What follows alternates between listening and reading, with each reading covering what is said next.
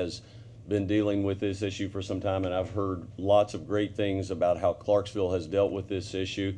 I'd like, if we could, maybe one more comment here, and then let's try and get to a point where we do create a task force. So please, state your name. I'm Mary Wendelin, and I'm the minister at Community Christian Church, which is on Hamburg Pike in Jeffersonville. And I thank you all for this meeting today and all the people that have come. It's a great opportunity for all of us to get together and learn more. I have a couple of things, just two. One is, for the last few months, we've had a man who is 68 who has been doing a painting. I had just asked for a mural, but it's a painting now. It's 13.5 by 8.5 wall. And I found him under one of the bridge viaducts. And I had been at Community Kitchen, and I was talking to one of the people there, and I said, we were talking about talents and gifts and things, and I said, so are you an artist? And he said, no, but I do know a good one, and he shipped me off to the viaduct. And I asked him, we have been talking off and on, because he is at the church most of the time now. So you're homeless. What do you think would be something helpful that really needs to be addressed? And his answer was that there are a lot of mental health issues that prevent people. And he agrees that there's a lot of drugs and alcohol. And I said, well, that's part of the mental health issue. It's self-medication. He felt that, I said, well, so what can we do about that? Because these people do not go to mental health facilities. They can't get in, they can't get accepted, and they can't get addressed. I said, perhaps counselors at some point where they congregate. And we had talked about Community Kitchen, that there are a number of people there. They're not all homeless. Not all homeless people do not have jobs. There are homeless people out there that are working, and they're not necessarily working at minimum wage. They're doing art things, or they're raking leaves, or they're doing other things. They're not panhandling on the street, all of them. So I just wanted to share his thought. My suggestion as a pastor, I have a list. I get people who call me all the time. They do not know the size of my church. They just start down the list, and community's a C. And I feel that something really, I have a list of two pages that I can refer people to, and I always return phone calls because there are always a number of people who have no idea where to go to get help. They've lost their job, they've had a health crisis, and they need help now. So I call them back, and I go down the list and look to see what might help them and places that they can go. That list is, I don't know how many years old. I don't know all of the places, and I know there are some places that aren't even on that list that I refer people to. So if we are going to help the pastors, and not all pastors have full-time churches, a lot of them are not even open between Sunday and Sunday, but that list would be helpful for people. A specific list of places that people can go if they need food, if they need help with housing, phone numbers that the pastors can give out. Churches have rotating pastors often. I've been at mine 15 years, but a lot of churches have a new person every other year or so. So I think a list that gets updated periodically, maybe at least every 2 years, would be helpful to all of us. I thank you for your time. Thank you.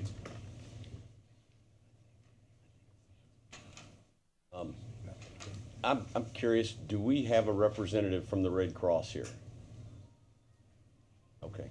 Do you have anybody that can speak to veterans issues? Okay. Back there, if you'd like to come forward and talk about veterans.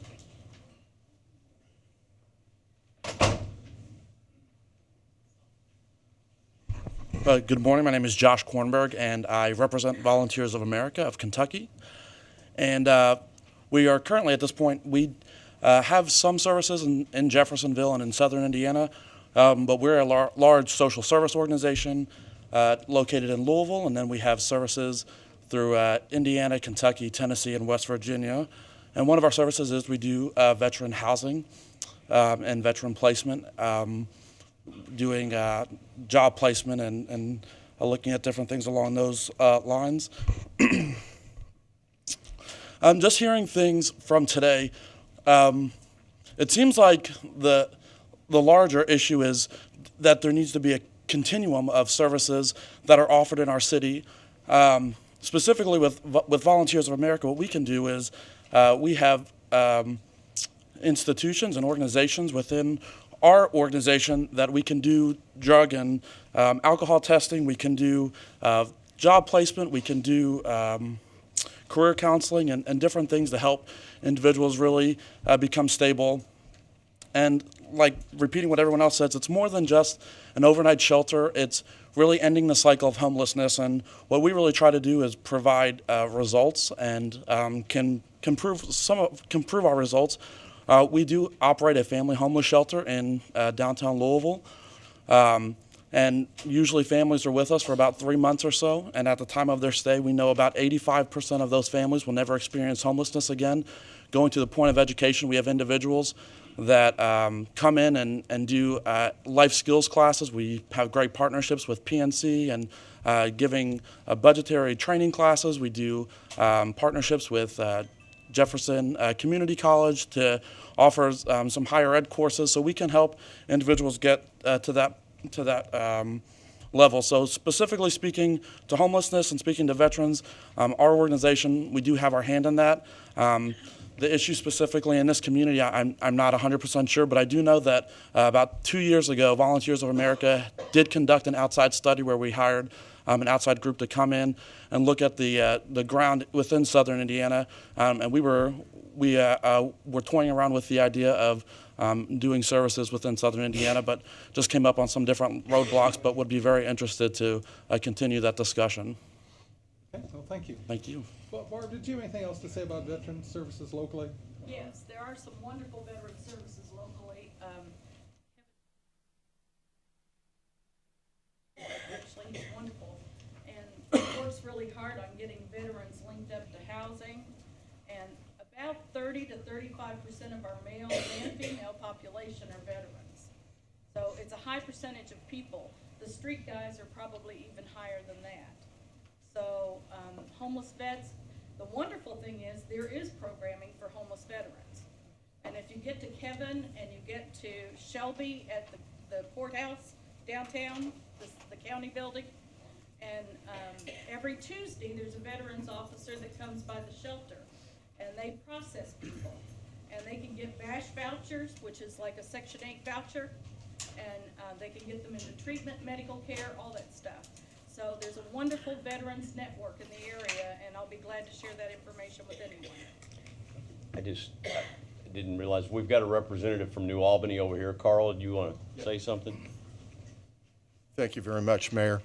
For the record, my name is Carl Malish. I'm the Director of Community Housing Initiatives with the City of New Albany, and I'm speaking here on behalf of Mayor Gahan. I heard some of the comments. I apologize for being late, but it seemed like there was a repetitive theme, and I'll just reiterate it. But there are an awful lot of agencies already that struggle with homelessness issues and serve the homeless population. Obviously, as you've heard this morning, not all the needs are being covered. The City of New Albany works with the Southern Indiana Housing Initiative, that continuum of care agency, to help address these problems. And Mayor Gahan wants you to know that the City of New Albany will be involved in this effort, or continue to be, because the homeless problem is widespread and it needs to be addressed. Thank you very much. Thank you. Appreciate it. This lady has really been dying to speak. Could we just hear from her briefly? My name is Angela Maxon. I live in KOA Campground in Clarksville. And she couldn't be here today. She runs her own business at the KOA. My husband, we live in the KOA. We've been living there for 2 years. And the other day, my dog got off the leash. And when he did, one of the men inside of the KOA campground that has another RV said that a guy took off with our dog up to the tracks. So my husband ran up to the top of the tracks, and someone come from behind him And my husband's standing right outside. He's kind of embarrassed because his whole face is swollen. But he hit him over the head with a large stick and then told him to stay down. Well, my husband got back up and then he hit him again. And then he told him to stay down again, and my husband got back up again. Well, I got my dog, but a lady was screaming, and I ran to the top of the hill, and she said, I'm so sorry, I'm so sorry. And I said, well, when he fell, he hit his tooth on the railroad tracks, my husband. And that guy took off running. Well, when I tried to make a police report, they said that if I didn't know the guy's name, then they couldn't make a report. So then finally, Jeffersonville said it wasn't their jurisdiction, and Clarksville said it wasn't their jurisdiction. And so then they said if I can get the guy's name. So finally I talked to a detective, and he said he would take the report, no matter if I had the name or not. Well, Exit Zero, which I plan on going to make the report because now I have the guy's name, first name only. We went to Exit Zero where they give out the food, and we saw the guy there that did it. And the Exit Zero, his name is Paul, that runs that food thing. I've also been speaking with the councilman of Clarksville, Tim. He has a whole list of resources that I have given him because I was homeless 2 years ago, and I took advantage of every resource that is given to the New Albany, Floyd County, all this. And there are so many resources out there, and it's not because they don't want to use them. It's because of the drugs and the drinking and things that they are doing that they're not using them. It took me a month to get into housing, and it's not as hard as they're making it sound. And when I went to the top. Clarksville Police said they gave me all authority to tear down Tent City, is what he said. They did what? Yeah, they said, here, I'll give you authority to tear down Tent City. I said, do you care if I go over there and just tear those tents down? I said, because now my grandkids won't come over to my house. My daughter won't allow them to come over to KOA now because right on the other side of the tracks, the guy that hit my husband confronted my husband at Exit Zero, and we found out that he just got out of prison for 12 years. Now, whether he's a felon now and not doing his, parole, or I'm not sure of what's going on, but Exit Zero begged us not to get the police involved, and that's why we haven't made a report. But I was here earlier, and I had to go to my attorney and then come back. That's why I was late again. And so we're going back to make the police report. The officer said the best thing to do is to do the report. Don't listen to what Exit Zero says. And a lot of people think Exit Zero is Northside Christian Church that's doing the feeding. It's not. It's just called Exit Zero Jesus Saves. And they ask for volunteers, and they give out tents and food, tents, blankets, anything they can to the homeless. And what they ended up saying is to please not do that. And so this is the result. He has a huge knot on the back of his head. And we just went back to our RV after I finally got my husband up and down the hill. The hill's hard to get down to begin with. Well, the next day I went to the other side of the hill, and there's tents everywhere. And they think it's their home, that they are allowed to be there. And the thing is that they're not even living in the tents. The tents are full of tents and propane and all kind of stuff. I don't know if it's stolen or given to them or what, but I opened and zipped one of them, and it's full of tents and propane stuff and brand new stuff. And they're not even in the tent. And there was 2 tents full of stuff. And there's homeless people out there with torn up tents. And then there are these other homeless people that are hoarding the tents that, you see what I'm saying? Instead of helping out the other homeless people, giving that away. So I had given some blankets and stuff to a couple of homeless people the other day, and because of this incident, I'll never help another homeless person. Not because, and I'm praying about it. I go to Northside Christian Church. I've been praying about it all week. But, I just feel like there's got to be something that can be done. You bring up a lot of the real safety concerns that people have in some of those issues, so we appreciate that. And there is a list that I gave to Tim, the councilman, and it's the whole list of resources that I used. And the lady before me that said that the list is not updated, it is updated. If they go to the theirs might not be, but if they go to the food stamp office, it is always updated. And I gave him a whole list of other resources that's not on that resource list of resources that I use. They can go to YMCA and get a low income for $9 a month. Go in there and take a shower and stay warm. Okay, thank you very much. Thank you. We appreciate it. Thank you.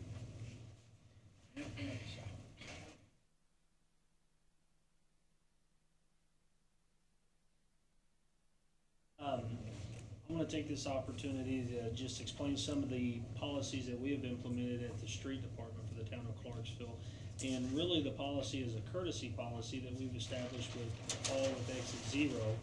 And This mic is not hot enough for most of us. the policy that we It's all have about sound, we're not hearing. established with the street department at the town of Clarksville is a courtesy policy, and what we've done is we've set up communications with Paul at Exit Zero, and before we perform any sweeps, we've been able to schedule sweeps, that is, not emergency sweeps, but schedule sweeps. We've been able to communicate with him and give him enough time that he's actually come in and assisted with all the sweeps that we performed last year. And then, of course, we removed the debris. We don't have a written policy, it's simply a courtesy policy. I've been in contact a lot with Paul over the course of last Maybe year. a couple committees. One thing that I've seen from today and gathering the information is that there's a lot of agencies available to the homeless, and Chairs. we need to look at creating a task force that allows these agencies to work together and eliminate where agencies are overworking each other, and that way we can streamline. And I think Mr. Samuel said it best, that we can streamline our funds and maximize the money that is available to the homeless community and to these resources, and allow them to work together to the best and maximize the dollars for the community. I heard a representative speak on healthcare. Well, I'm sure a lot of the other communities that are a lot of the other agencies, they probably have volunteers in their community that have a healthcare background, and we can plug them in to where we maximize those areas. I think this task force will be good to set in place and use a representative from each of these different volunteers and different organizations going forward. Okay, thanks. We've heard a lot today, a lot of great information, and one thing that becomes clear is that there is an array of services out there available. There's also an untapped array of volunteers, faith-based organizations that are willing to do things that we may not be using or maximizing the use of. Also, that we're not very well coordinated. There's some duplication and some overlap, and there's not much synergy. It's not like these organizations are all working and pushing in the same direction at the same time. So there is some real opportunity here for community organization to make a big difference here. The next thing on the agenda was action areas, and I'm going to go through a couple that seem to be clear to me, and maybe you can help me out there about other ones. But certainly heard a need for coordination of healthcare services for the homeless. That was one. Related to that, we heard a need for coordination of substance abuse and mental health services for the homeless, which seems to be a big issue. A real big issue about coordinating faith-based services and volunteer services. That's a tremendous potential out there for new resources for the community, or tapping into resources that are already there. Another area was housing that we heard about, the need for a continuum of housing from shelter through transitional to permanent housing. Without that, the problem is just going to continue. We also heard about special populations. A little bit about veterans, prison reentry folks, children, and now elders too. As us baby boomers are getting up there, we're going to see more and more of that as time goes on. So that's going to be a big issue, I think, down the line. So we've got those special populations. Also, one kind of public safety issues and outreach issues. Being able to engage folks, being able to reach folks, being able to pull those folks into services. From the mental health perspective, we know that there's a large portion of people out there that have mental health and substance abuse issues. And these are folks that somehow escape our net. And part of it's funding, part of it is these folks don't like organized services. They want services where they are, not necessarily coming in. It's even going to be truer, I think, with the elders out there that still have a real stigma about getting mental health or substance abuse treatment in the future. So there's going to be some special services that have to be developed to be able to reach those folks. And right now, there's just no way to fund those services. You've got to be Medicaid eligible, or you got to get your Medicaid, or else you don't get very much of anything these days. And so folks that are out there in that limbo, and there's real pushes now at the state and federal level to try to fund engagement services, as they call them. Folks that can go out there and actually engage and get these people drawn into services. So anyway, those were the action areas that I identified. Are there any other ones there that folks have heard? There were, maybe a fourth one, and it's not really an action area, but the need for strategic planning. The need to pull it all together, to need to coordinate it, and the need to have a roadmap of where the cities need to go, in what direction, and what should be their objectives, and a plan to do that. Someone said you don't build a bridge without a plan. You don't do anything without a plan.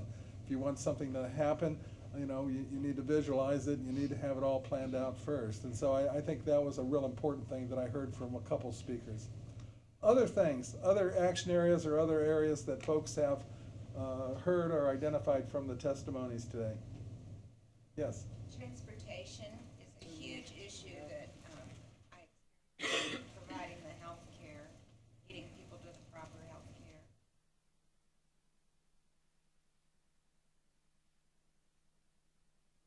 Vocational services or vocational opportunities, is that another issue? They can go to Interfaith and they give them.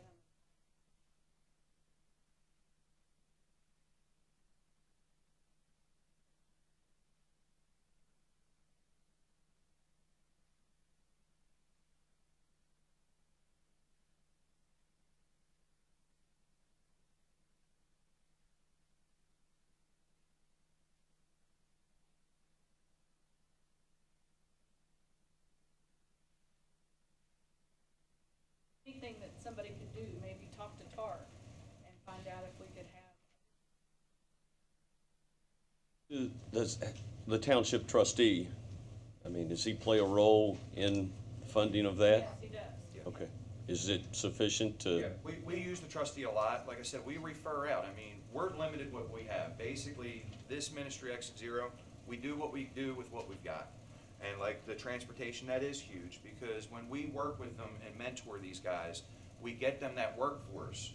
Part of that agreement for us is like, look, you've gone that far, let us bless you with a month pass.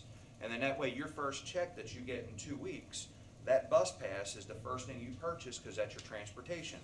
So it's a development plan when you're on the street. I mean, you need transportation, well, you need communication first, you need your transportation in order to get to those locations that you're using the phone for. And then from there, it's the housing. We've got several individuals, as we've heard today, that are working, but they're still living in tents because they're still saving money. They don't have $600 to drop just like that. That's where we use the trustee. They have their first months, they got the security deposit. Can the trustee help them with their first month? And here's the game plan from there. Here's the written plan. I guess what my question is, because the township trustee, whenever I've dealt with Dale, has been very positive. If we're saying transportation is an issue, but we've got the township trustee taking care of that issue, then that problem is solved, is it not? It's limited. Okay, and that's what I'm asking. Limited amount of We money. get twice the time it takes. So what I'm asking is does Dale recognize that there's more needed to take care of that Is problem? Dale here today? I can't answer for Dale, so I'm not Okay, sure. It's but is something your that working goes- relationship with the trustee's office good? Yeah. we So have maybe never had that's a just problem. simply a phone call, hey, Dale, Exactly. we could It's use a little more. communication is all it is, yep. Okay, all right. I might say, Mike, that anytime we've asked Dale to do things like that, but housing and all of that, so budgetarily, he has limits too. I understand. So that's. So I mean, resources are there, guys. It's just, once again, we need to come and bring this all together, guys. I mean, there's enough of us that know what direction we need to take. Let's just be grown-ups and sit at the table and get this done, man. I think the next steps, well, maybe a couple things. One is, we'll take all of these suggestions and do a transcript of those. And then if you've left an address or an email address, we will send you a copy of that sometime within the next week or so. I think the next steps now are probably to try to move to formalizing the task force. And I think the political officials, the mayors, need to think about then appointing a steering committee of folks. And that committee then can look at these action areas and perhaps develop some subcommittees. You know, I could certainly see a faith-based volunteer subcommittee perhaps, maybe a subcommittee that dealt with mental health and substance abuse issues, maybe one that worked with either transportation or some of these. I don't think you want to get it too broad, you know, and you're going to need to combine some of these things so that you're not too, but you also want a lot of participation kind of at that committee level for people who are right there doing things.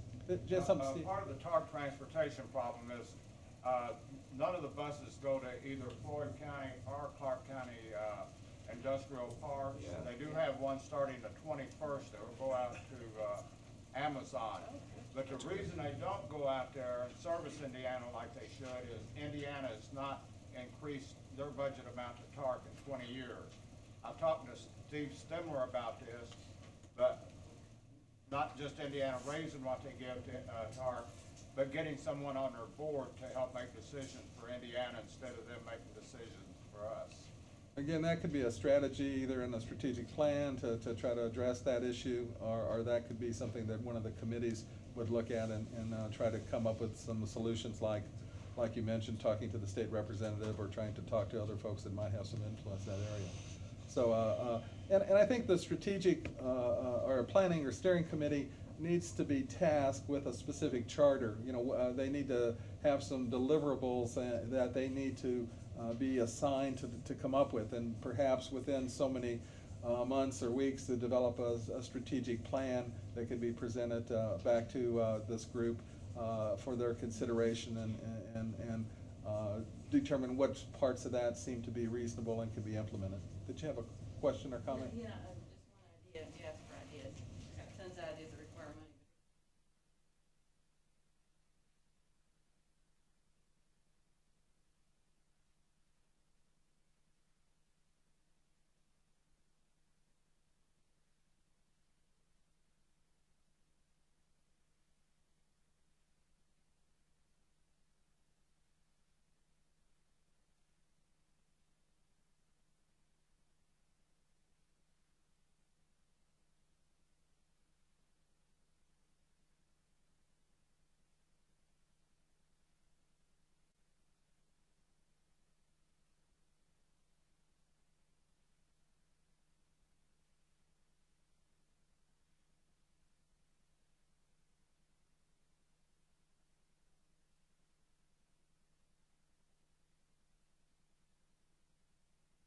But they also catch people, Work one, job four, works with balance. but what they also keep is this automatic line that people don't think about, keeps like, you know, the lady that was left holding the bag of pots.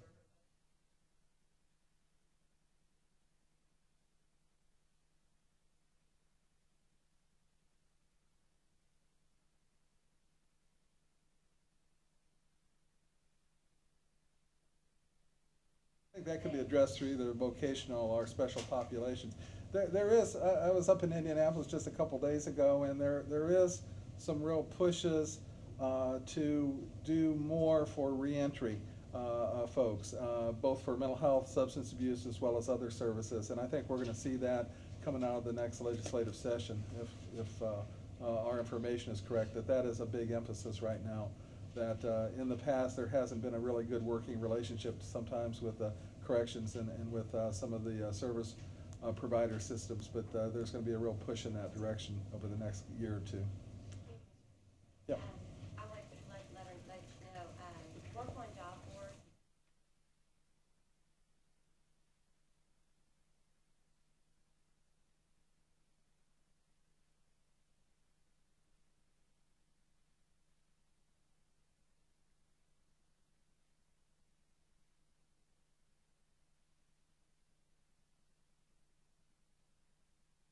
They get to a caseworker, people that are having problems getting birth certificates.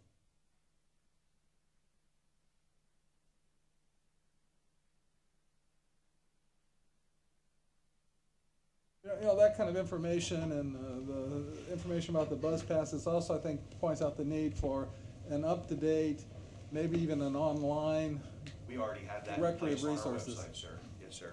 A very Resources detailed are one. They're up to date with shelter and where they can go for feeding, and we're working on utilities, financial support and all that as well, but that is in the works already and up and going.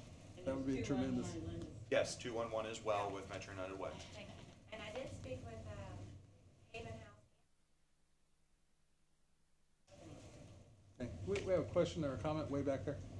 Yes, thank you. I'm Brian Brown. I'm the Director of Transitional Housing for the Salvation Army in New Albany. I'm also the Vice Chair for the Southern Indiana Housing Initiative. This is a group that was mentioned earlier. I just wanted to put a plug in for our next meeting. Our next meeting is February 14th. That's a Thursday at 1 p.m. That's at Light Springs Community Room at 404 Spring Street. The core of the group are the agencies, some of which are in the room, that have HUD funding to serve the homeless through our transitional housing, permanent supportive housing programs. We have been working on a strategic plan. We've got many action steps on our strategic plan that we could use some help with in moving forward, including creating lists of available services in the community. And our areas of our interest for that specific group do include Jeffersonville, Clarksville, and New Albany. While our core group is primarily HUD-funded programs, we welcome anyone, business leaders, landlords, just people who our group and our mission to address the housing needs of the homeless and the low-income individuals and families that are in our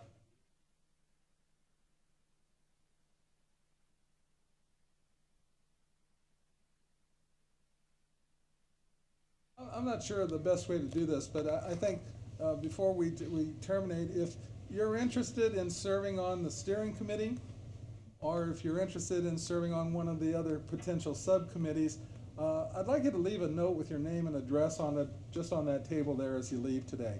And then I think the mayors and folks can look at those and try to make their appointments out of those nominations. Or if you know of someone else that you think should be nominated to be on those committees that maybe wasn't able to make it today.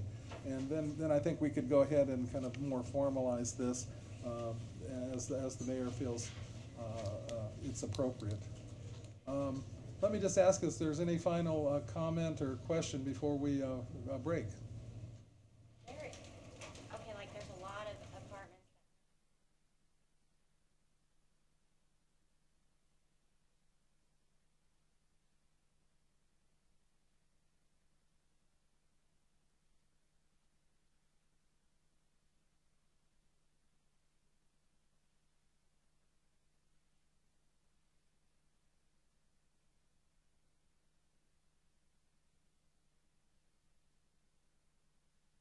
Have a problem paying their next week's rent, and a lot of them are living in the tents together. Well, that's another possible resource. Barb, do you have a final?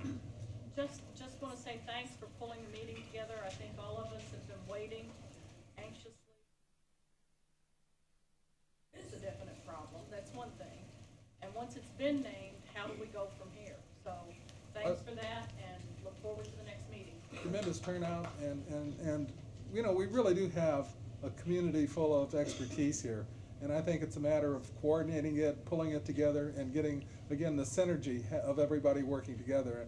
And, you know, the problem may not be completely solvable, but we certainly can make a lot of strides. And We can make an impact with what we've got right here, man, tremendously. And it's a start, I want to say thank you. We have a contact for all different organizations, I'm sure. I think we probably do, or we can get it. Thank you all very, very much for showing up. Appreciate all the input. Thanks. Thank you very much. Thank you. Thank you. As well as yourself. That lady, because I know Brad's already filled in. This man, her husband went up on the tracks. I got the phone call at 10 o'clock at night. He was drunk, he was drinking. Of course, well, he went up there after being threatened with a gun that was going to kill you. And Saturday, he came down and take grenades to the campsite and blow them up. I have to go down to Clarksville to get a gun. Sure.